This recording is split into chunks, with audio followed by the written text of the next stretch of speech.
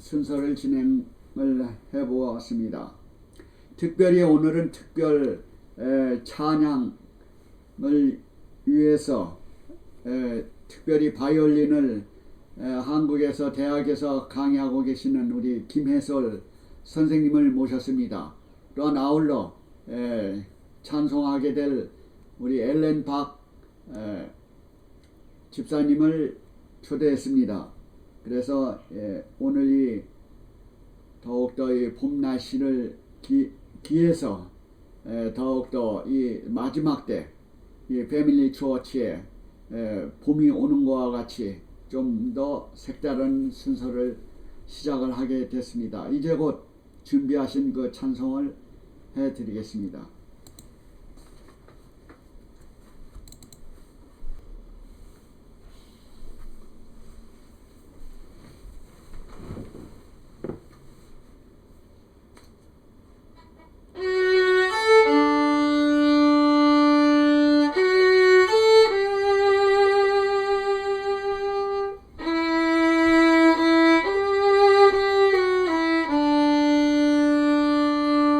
예수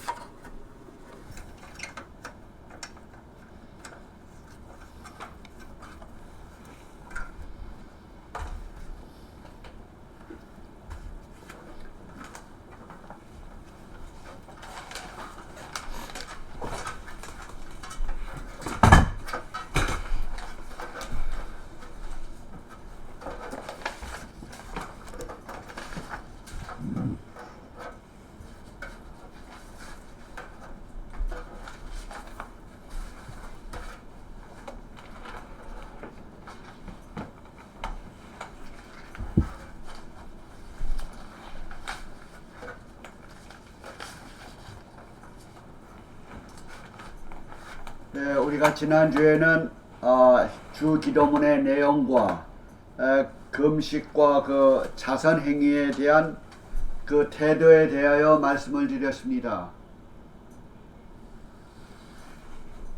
오늘은 우리 그리스도인으로서 개신교인으로서 모든 교회가 공중 예배 시에 그 드리는 그 사도신경을 암송하고 하는 그런 순서를 하는 진행하는 시간이 있죠. 신행 고백 시간에 사도신경이라는 교회라는 것을 여러 개신교에서 다 사용을 하시는 것에 대한 그 사도신경의 유래와 그거에 대하여 말씀을 드리려고 합니다. 마태복음 15장에 있는 말씀은 너희는 어찌하여 너희 유전으로 하나님의 계명을 범하느뇨 너희 유전으로 하나님의 말씀을 폐하는도다. 또 9절에 보면은 이 백성이 입술로는 나를 존경하되 마음은 내게서 멀도다. 9절에는 사람의 교훈으로 삼아 가르치니 사람의 계명으로 교훈을 삼가 가르치니 나를 헛되이 경배하는도다. 이런 말씀이 있습니다. 우리가 사도신경 하면은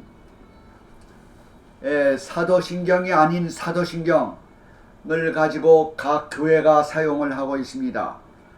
이 사도신경의 그 유래를 잠깐 보면은 AD 400년경에 이르렀죠.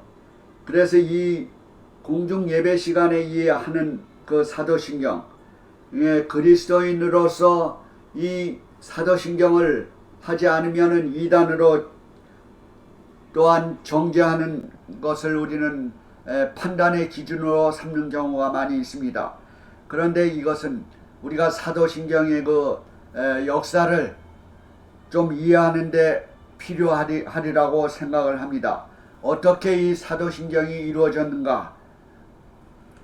그래서 이 사도신경의 권위와 정통성은 이 지난번에 우리가 배웠던 주 기도문과 주 기도문이나 또한 십계명이나 이런 거와는 비교가 되지 않을 정도입니다. 왜냐하면 주 기도문이나 또한 십계명은 성경에 기록되어 있지만은 이 사도신경, 신조 이것은 우리 인간이 역사적으로 볼 때 제정된 것을 알 수가 있습니다. 바로 이 사도신경의 모처는 조금 전에 말했던 AD 400년경에 라틴어로 로마 교회 구신조입니다. 그래서 신경, 경하면은 좀 거룩한 말씀, 성경 뭐 이런 것으로 생각을 하는데 사실은 신조나 신념도 똑같은 단어입니다. 신조나 신념이나 경이나 같은 거룩한 의미도 있고 또한 그 교회가 제도가 주장하는 그런 신조로 담겨져 있는 것입니다. 400년 후에 라틴어로 쓰여진 경우는 그 이후에 한 300년 동안 여러 교단들이 수식어도 붙이고 해서 결국은 이 사도신경이 바로 700년경에 어느 정도 합의를 보아가지고 그 개정된 신조가 바로 오늘날 쓰고 있는 그 신조가 되고 신경이 된 것입니다. 그래서 AD 400년 이후부터 700년 사이에 굉장히 여러 가지 곡절이 있었어요. 여러 교회가 서방교회와 동방교회가 그것을 정리하면서 사실은 그 동방교회에서는 현재나 그 당시에도 사도신경을 사용지 않았습니다. 그래서 그 동방교회에서는 처음에 제정한 325년에 그 니케아 종교회의, 니케아 신조라는 거에는 같이 사용을 했었죠. 그래서 325년에 제정된 니케아 신조에서 한 것은 공동으로 사용을 했는데, 그 이후에 동방교회에서는 사도신경을 계속 사용하지 않고 이 서방교회에서는 700년경에 개정된 신조를 프랑스 한 지역에서 시작이 되어 가지고 오늘날까지 그 신조가 이루어진 것이 바로 현재 사용하고 있는 사도신경입니다. 그래서 AD 900년 이후에는 동방을 제외한 모든 교회들이 공식적으로 이 사도신경을 사용하게 되었죠. 동서방으로 함께 인정한 것은 그 325년에 라오디게아의 총회나 325년에 니케아 신조를 택한 것이 동서방에 같이 사용했던 것입니다. 여기에 8세기에 하나의 첨가된 신조가 있는데, 그 내용은 바로 그 신조의 본디오 빌라도에게 고난을 받으사 십자가에 못 박혀 죽으시고 한 다음에 내용이 하나가 있었는데, 그게 바로 추가된 내용인 것입니다. 그것은 바로 지옥에 내려가셨다가 라는 단어입니다. 그래서 여기에 우리가 쓰고 있는 현재에는 그 단어가 없어요. 우리 한국말 성경에는. 그래서 제가 이 시간에 그것이 어떻게 역사적으로 변천이 되었는가, 그것을 말을 하려고 합니다. 사실은 사도신경을 한번 제가 읽어보겠습니다. 처음부터 같이 한번 보시고 속으로 따라 해보십시오. 전능하사 천지를 만드신 하나님 아버지를 내가 믿사오며, 아버지를 믿사오며, 그 다음에 외아들 우리 주 예수 그리스도를 믿사오니, 예수 그리스도를 믿사오니, 이는 성령으로 잉태하사 동정녀 마리아에게 나시고,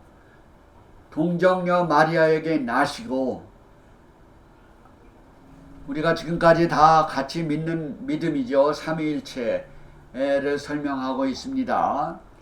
그 다음에 성령으로 잉태하사 동정녀 마리아에게 나시고, 우리가 다 믿는 말이죠. 그러나 이 말은 이 세상에 많은 사람들을 믿지 못하는 경우가 많이 있어요. 어떻게 그 처녀가 잉태하여 아들을 낳나? 이거는 하나의 전설과 같은 걸로 생각하는 이교인들이 많이 있습니다.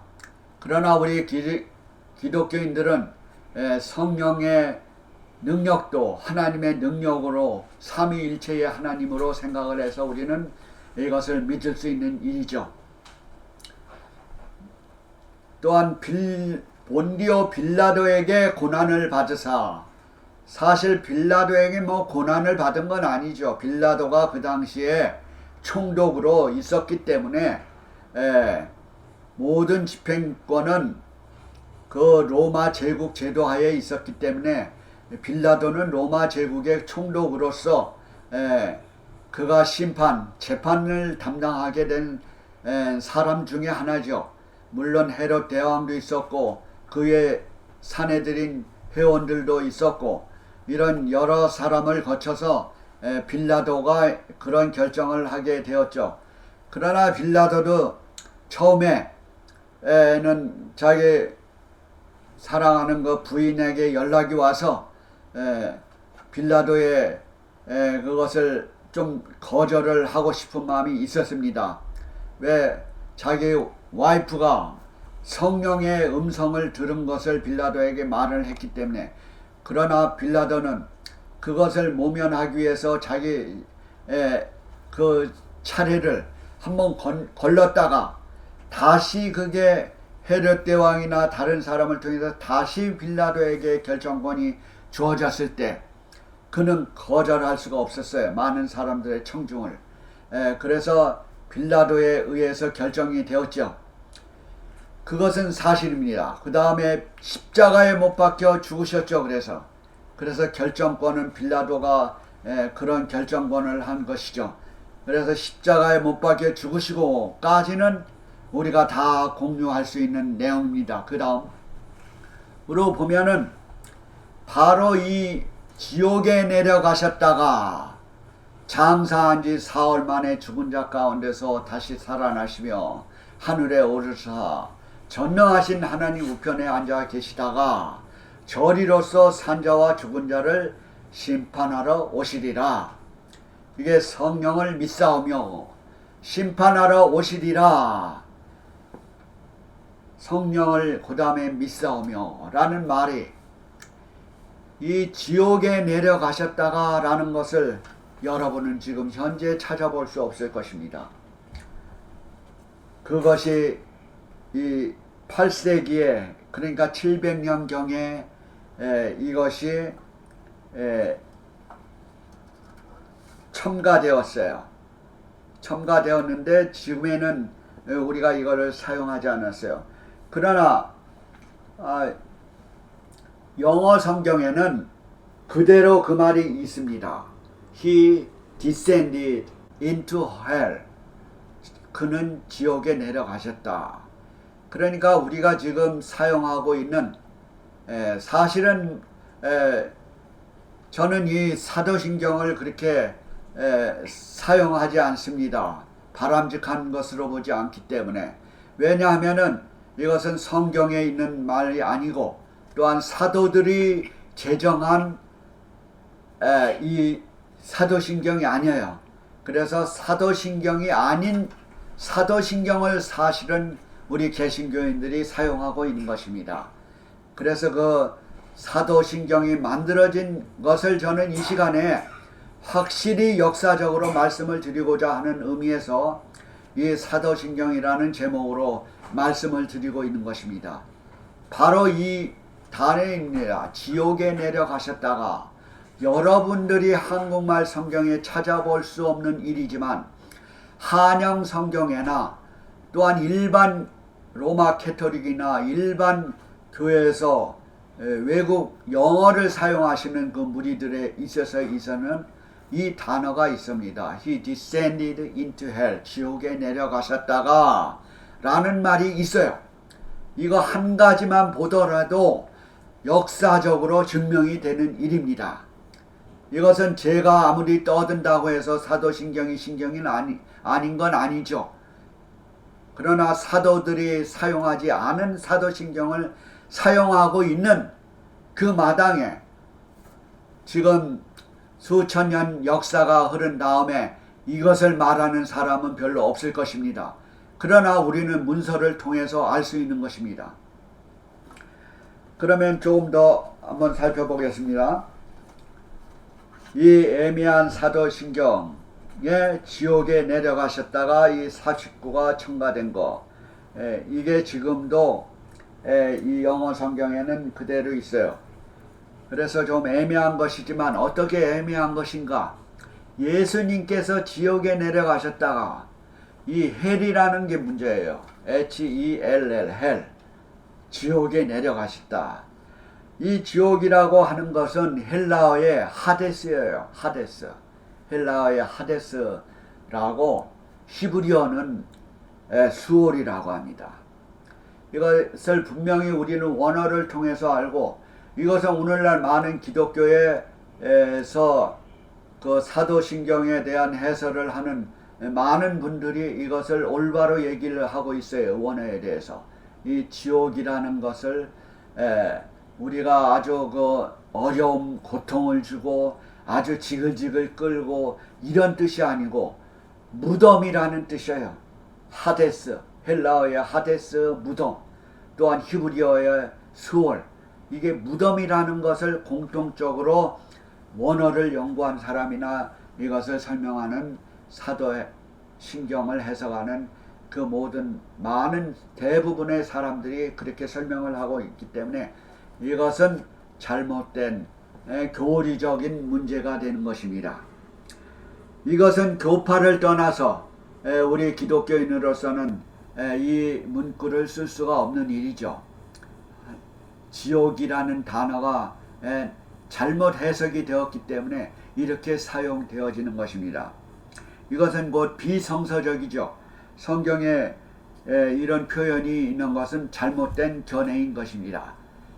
그래서 우리가 이 본디오 빌라도에게 고난을 받으사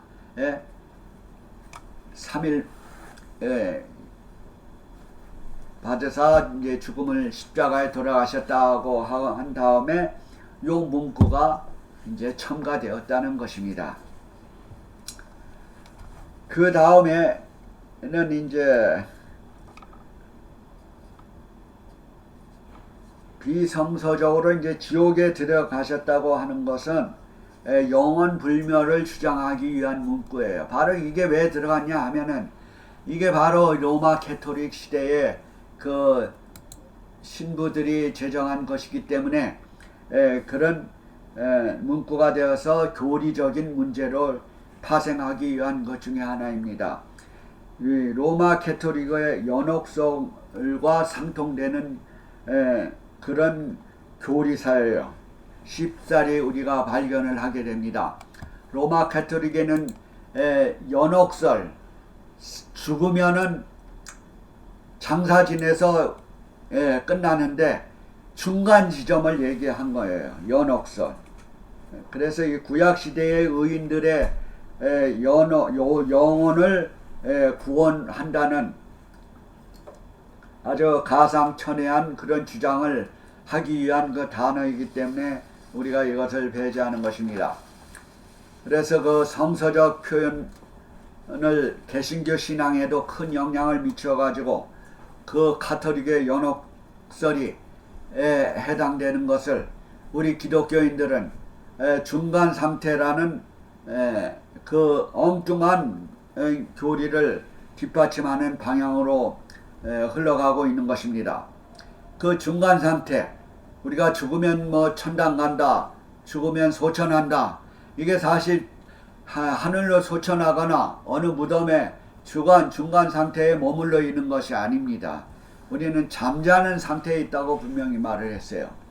제가 얼마 전에도 이 죽으면 잠단다라는 말을 많이 사용했는데 이것은 저뿐만 아니라 성서에 예수님께서도 죽으면 잠으로 표현을 했어요. 그래서 우리는 예수님께서 오실 때는 우리가 부활함에 있어서 그 예수님의 그 인간을 창조하셨는데 우리가 무덤에서 DNA 유전자가 살아있는 이상 예수님께서는 우리를 부활시킬 것입니다. 그래서 부활 때까지 우리는 중간 상태에 있는 것이 아니고 땅에 잠자고 있는 것입니다. 그래서 이게 문제가 되니까 지옥으로 내려가셨다라고 하는 것이 문제가 되니까 1789년에 감독교회는 지옥에 내려가셨다라는 표현을 삭제를 했어요. 그래서 그 다음에 1892년까지 이를 철회하다가 또 다른 표현으로 표현을 하고 갈팡질팡하는 이 문구가 바로 이것입니다. 그래서 그러나 영어 성경에는 아직도 그 말이 있는 것이 우리 한국교회에서는 그 개정된 것을 문구를 삭제하고 있지만은 신학적인 혼란을 모면하지만은 삭제했다고 살짝 넘어가려고 하는 그런 행동을 하지만은 사실은 문서적으로 역사적으로 일관성이 정확성이 없는 것을 우리는 발견하게 됩니다. 그 다음에 넘어가면은 성령을 믿사오며 그 다음에는 이제 또 사연이 있는 또 그런 표현들이 있어요. 거룩한 공예와 거룩한 공예. 5세기에는 로마 교회의 그 구신교회는 이 거룩한 공예라는 게 이렇게 표현이 되어 있어요. 거룩한 교회를 믿사오며, 예? 그렇게 표현을 했어요. The Holy Church. 그게 그 5세기에 말했던 사도신경은 거룩한 교회를 믿사오며, 그런데 이 한국말 성경에는 거룩한 공예로 바뀌면서 또 영어 성경에는 The Holy Catholic Church로 8세기에는 그렇게 변화가 되었습니다. 제가 이 두 번째 분명히 말씀드리는 것은 거룩한 공예가 무슨 뜻인가? 우리 한국말로 거룩한 공예예요. 그 영어 성경에는 아직도 The Holy Catholic Church라고 그래요. 아주 확실하게 자기네 교리를 드러냈어요. 그래서 거룩한 가톨릭 교회를 믿사오며 이렇게 말을 해야 됩니다. 사실은 영어대로 한다면은 그렇게 사용을 했어요. 그 가톨릭의 뜻은 사실은 좋은 의미예요. 보편적인 뜻, 또한 세계적인 뜻, 또한 일반적으로 쓸 경우에는 그 가톨릭 교회를 어떤 의미에서 가리키지 않아요. 왜? 그 일반적으로 가톨릭이라는 단어는 보편적인 교회다, 또한 세계적인 교회다 이렇게 말을 할 수가 있지만은 사실은 그러나 그 당시의 상황을 볼 때 그거는 하나의 속임수예요. 왜? 베드로가 후계자임을 공언하고 또 로마 교회 그 감독이 세계의 교회의 머리이고 또한 교회의 대표이고 다리일 수 있는 아주 정치와 종교의 권위를 한몫 누릴 수 있는 교회가 그 가톨릭 교회가 그런 일을 행했기 때문에 많은 교회가 사도신경을 안 할 경우에는 이단으로 취급을 받았던 그런 상황이기 때문에 이것은 하나의 가톨릭 처치를 교회를 또한 그 신조를 옹호하기 위한 것 중에 하나인 단어이기 때문에 그렇습니다. 이래 거룩한 공예라는 것은 우리 한국 분들이 이런 단어로 이렇게 보완을 해서 넘어가려고 하는 그런 속임수입니다. 이 단어 자체가. 단어 원문 그대로 하면은 The Holy Catholic Church를 써야 돼요. 그러나 영어는 그대로입니다. The Holy Catholic Church. 그래서 우리 한국 분들이 특별히 쓰고 있는 것은 로마 캐토릭의 그 교리와 그 교회를 신봉하는 그 단어가 바로 이 아직도 종교개혁을 이루지 못한 이 개신교입니다.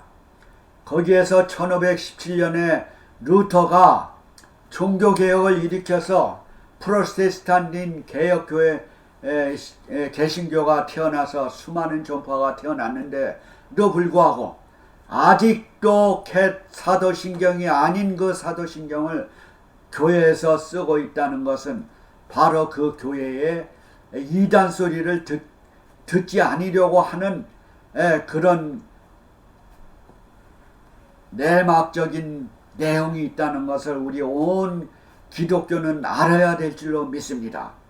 이것은 아주 심각한 문제예요. 아주 심각합니다. 우리가 순종이 제사보다 낫고 하는 여호수아의 사무엘상에 있는 말씀이 있어요. 이것은 사무엘이 그 사울에게 한 말이지만은 사울이 그 당시에 전쟁터에서 많은 짐승들과 아주 좋은 가축들을 다 자기가 좋아하는 것을 이렇게 소유해서 가지고 왔을 때 사무엘이 그 사울에게 질책한 내용입니다.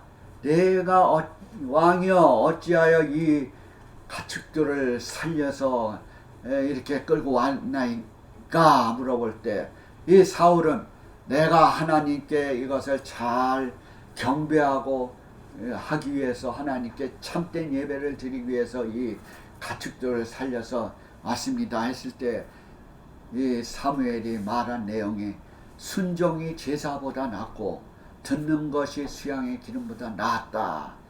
바로 우리가 순종이 첫째인 것을 말씀을 했어요. 우리가 아무리 올바로 신앙을 하고 우리가 경배한다고 하더라도 하나님께 대한 순종을 하지 않을 때는 그 예배와 그 모든 것이 위선이 되는 것입니다. 그래서 바로 이 거룩한 공예화라는 것은 더 홀리 캐톨릭 처치를 찬양하고 그 교회에 경배하는 것과 똑같은 것입니다. 아직도 종교개혁을 이루지 못한 그 중세 암흑시대에 있는 것과 별 다름이 없는 것입니다. 창살이 없는 감옥에 있는 거나 똑같아요. 아직도 우리는 해방되지 못한 경우입니다. 우리는 진리를 알지니 진리가 너희를 자유케 한다고 했어요. 예수님께서 올바로 가르쳐 주신 그 주 기도문에 더 우리는 매진하여야 될 줄로 믿습니다. 주 기도문이 있음에도 불구하고 또한 십계명이 있음에도 불구하고 성경에 없는 그런 사도 신경이 아닌 신조들을 따르고 있는 것은 분명히 성경 말씀에 어긋나는 일이 아닌가 생각이 됩니다. 그 다음에 또 하나의 단어가 있습니다. 한영 성경에 에도 있는 말인 것과 마찬가지로 성도가 교통하는 것. 그 다음에 이제 성도가 교통하는 것.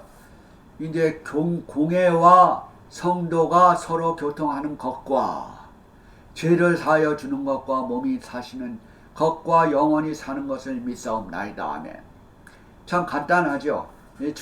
기도문에 비해서는 우리가 아주 간단하고 간결하고 해서 모두 다 이해할 수 있는 용어지만은 이 성도가 서로 교통하는 것에는 어떤 의미가 있을까요? 교통하면은 우리가 교회에서 나누는 그 교제, 바로 하나님과 인간 사이에 교통하는 그 관계도 되겠죠. 그래서 이것은 문법적 성격으로 보아서는 이 성만찬 예식을 통해서 이루어진 그 교제임을 강하게 나타냅니다. 우리가 성만찬 예식을 통해서 그 떡을 비유하면서 또한 포도주를 비유하면서 이것은 예수님의 살과 피를 얘기를 하죠. 바로 그래서 우리가 예수님의 살과 피를 우리가 소유한다는 것은 바로 그 상징이 되는 포도주와 떡을 우리가 하곤 합니다. 그러나 오늘날에 우리 각 교회에서 하는 것은 자유스럽게 상징하는 의미로서 사용을 하지만 현재 캐톨릭에서 사용하는 그 미사 제도는 예수님께서 행하셨다는 것을 아주 권위 있게 나타나기 위해서 그 성도들의 그 교통을 확대해 가지고 살아있는 그 성도, 죽은 성도까지 확대해서 서로 교통하는 것을 교리상 그런 것이 진행이 되고 있어요. 그래서 성자를 숭배하는 일, 그러니까 살아있는 성도들과 죽은 성도들을 더 확대한 나머지 살아있는 성자나 죽은 사람을 성자를 숭배하는 경향이 있어요. 그래서 성모 마리아도 숭배하는 경향이 있고 또한 그 무슨 세이탄 성자 누구누구 수없이 많은 동상들을 우리가 찾아볼 수가 있어요. 그것은 하나의 우상을 숭배하는 것 중에 하나입니다. 또 더욱더 그 교통하는 의미에 있어서는 죽은 사람을 위해서도 기도하는 그 교리적 근거로 오용을 또 하고 있습니다. 죽은 사람을 위해서 기도하는 그 교통하는 일. 그러니까 여기에 단순히 성도가 서로 교통하고 성도가 서로 교제하고 산 사람이 우리가 교회 가서 교제하고 하는 게 뭐가 나쁩니까? 그러나 이 위에 더 홀리 캐톨릭 처치 공예를 믿사오며 이런 단어가 빠졌어요. 현재는. 그런 우리 한국 분들이 거룩한 공예로 이렇게 말을 하고 있는 거예요. 그러나 영어는 그대로 홀리 캐톨릭 처치의 교리를 담고 있는 것입니다.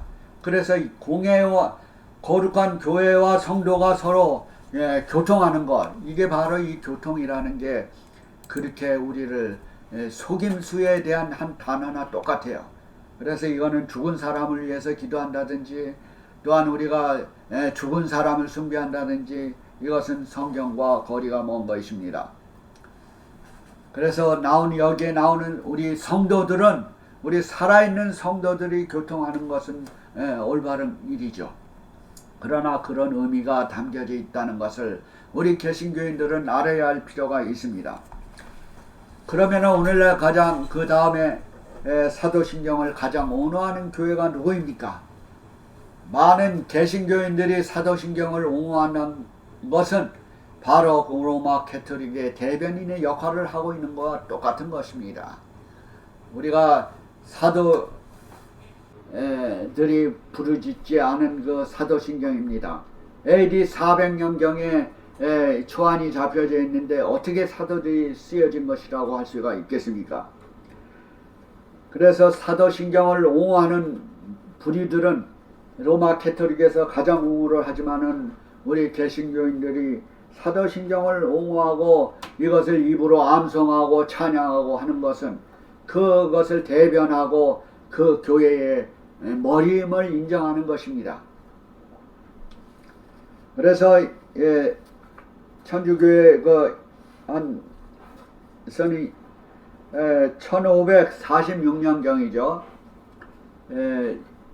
루터가 종교개혁을 일으킨 게 1517년인데 그 후에 이제 한 몇십 년 후에 1546년에 4월 6일에 트렌튼 종교회의가 열렸어요. 로마 캐토릭 종교회의죠. 트렌튼 종교회의에 제4회기 동안에 그들이 개신교를 향해서 이 말을 한 것 같습니다. 이 개신교회가 성경과 전통은 동등한 권위를 가진 것으로 용납되어야 한다. 성경과 전통은 동등한 권위를 가진 것으로 용납되어야 한다라고 치명적인 입장을 취하게 됐어요. 그러니까 성경과 전통이 뭡니까? 로마 캐토릭에서 이루어진 그 전통을, 권위를 가진 것을 그대로 모두 다 용납해야 된다. 이것을 어기면은 이단이라 이거예요. 이 전통을. 그러나 개신교인이 부르짖은 것은 뭡니까? 1517년에 이미 먼저 부르짖은 것은 우리는 오직 성경만이 신앙의 규범이 되어야 한다라는 게 루터가 부르짖은 거예요. 그런데 그 몇십 년 후에 로마 캐토릭에서는 다시 그 권위를 주장을 해요. 너네들이 개신교적인 일을 하지 말고 이 전통에도 권위를 가진 것으로 너네는 용납을 해야 된다. 그러니까 벌써 이 상반되는 의견이 1500년경에 이루어진 거예요. 근데 아직도 그냥 이렇게 버무리고 분명치 않아요. 그래서 역사적으로 뭐 찾아볼 것은 많이 있지만 저는 오늘 이 사도신경에 대한 그 비성서적인 것을 지금 이 시간에 말하게 되는 것입니다. 그래서 오늘날도 이것을 사실은 많이 주장하고 있는 것입니다. 그래서 제가 결론적으로 말을 하면은 이제 로마 법왕은 물론이거니와 성자라고 하는 그 성레오라는 사람은 이렇게 말했어요. 사도신경에 대해 무지하도록 허용해서는 안 된다. 신부가 한 말이에요.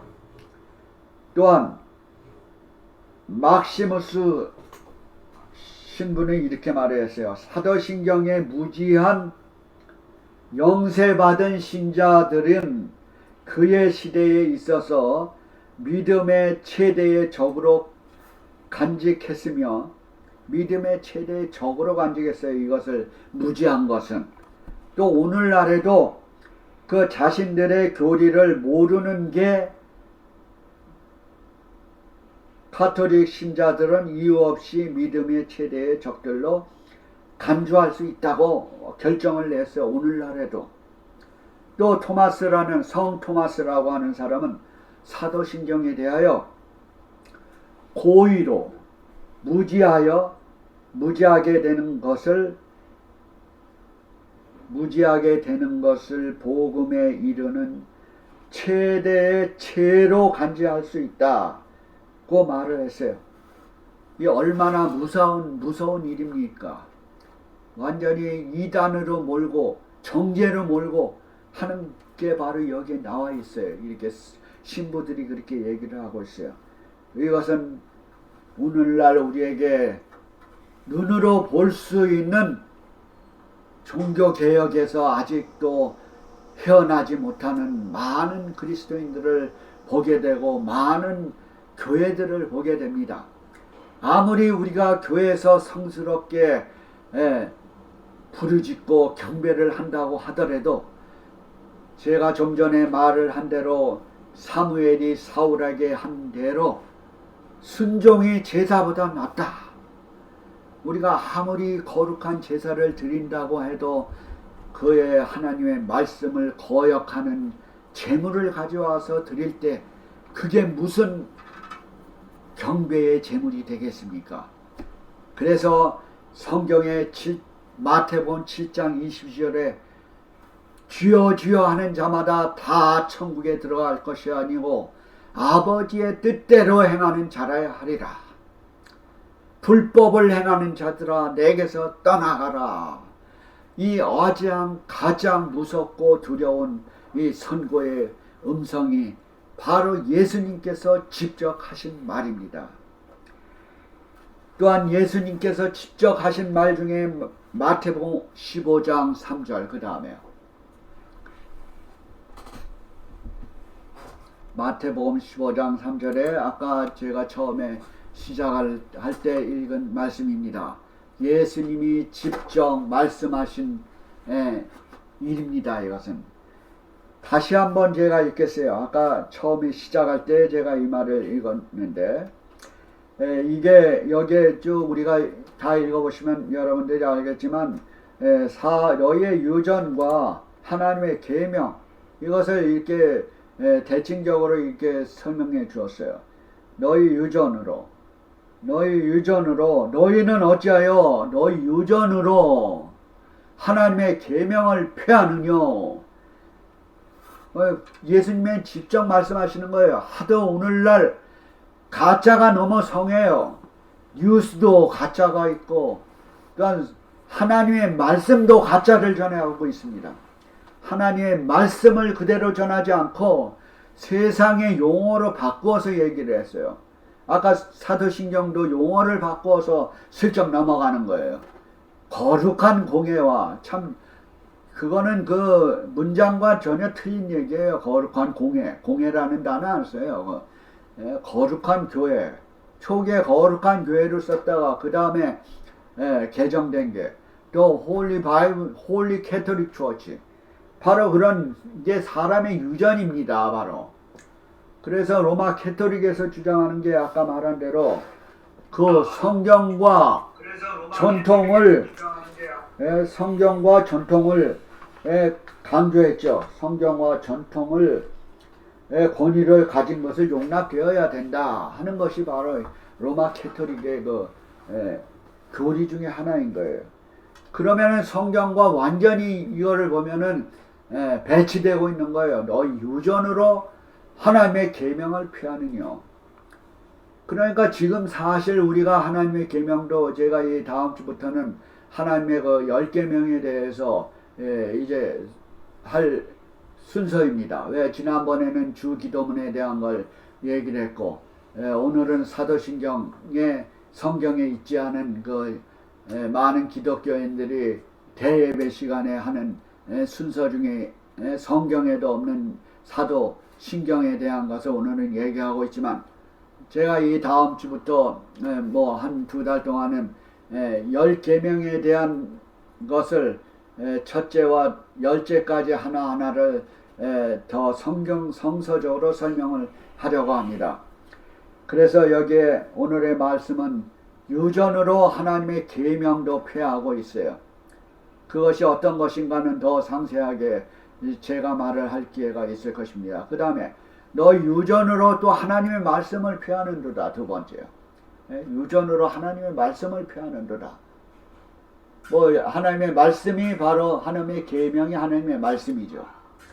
그 다음에는 입술로, 우리의 입술로 나를 존경하되, 우리가 외식으로는 하나님의 말씀을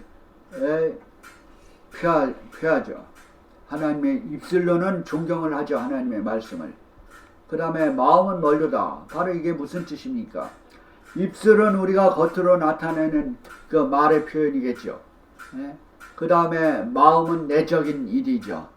우리가 외식적으로는 거룩한 성당에나 교회에 와서 입술로는 참 하나님을 존경하고 부르짖고 경배한다고 하지만은 실상 우리 마음에 들어와서는 내적으로는 그의 말을 순종하고 있지 않은 것입니다.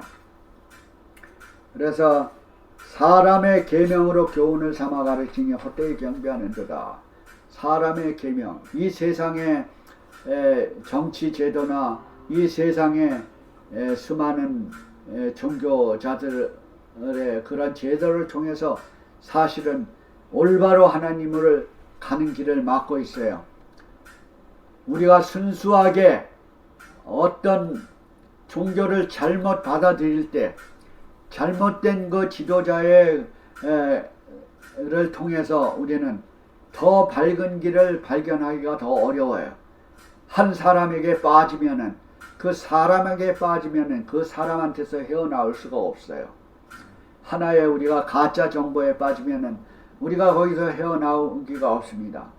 그래서 우리가 한 사람에게 빠진다든지 한 교리에 빠진다든지 한 제도 집단에 빠진다든지 하는 것은 정말로 무서운 일입니다. 차라리 아무것도 모르는 사람이 성경을 읽었을 때는 그 말씀을 그대로 순종하여서 하나님께 경배하는 양심적인 무리들이 또 발견을 하게 됩니다. 그래서 오늘은 이 사도신경에 바람직하는 이 기도의 고백, 우리가 처음에 좋은 위선적인 말인 것 같지만은 우리가 이런 단어들을 볼 때 어떻게 우리가 하나님께 충성할 수 있다고 생각을 합니까? 이 마태복음에 나오는 말이나 우리가 예수님의 모든 말씀을 통해서 우리는 확실하게 성경 말씀에 순종할 수 있는 우리 백성들이 되어야 될 줄로 믿습니다. 이제 다가오는 일주일 동안도 하나님의 사랑과 성령의 예수님의 은혜와 성령의 교통하심이 여러분과 여러분 가정에 함께 임하시기를 기도드립니다. 또한 구독과 좋아요를 눌러주시면 저에게 큰 힘과 용기가 되겠습니다. 감사합니다.